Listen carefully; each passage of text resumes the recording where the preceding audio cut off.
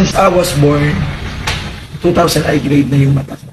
Pero yung pinakamatindi po, during pandemic, wala na talaga akong mabasa.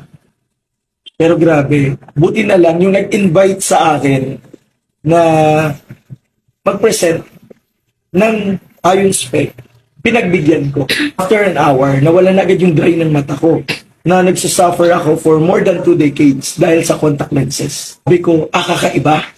So because of the elements nga pala sa frame. So because nakinig ako sa presentation, I really understand. And then after 6 months, nakakabasa na ulit ako without using my contact lenses.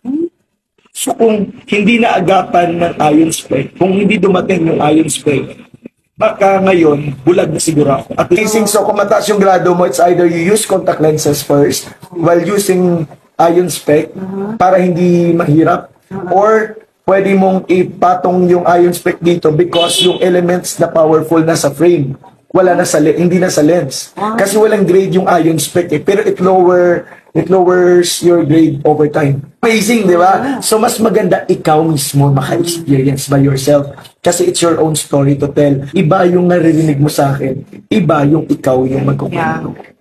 Amazing, ma'am, grabe. Try mo, di ka magsisisi.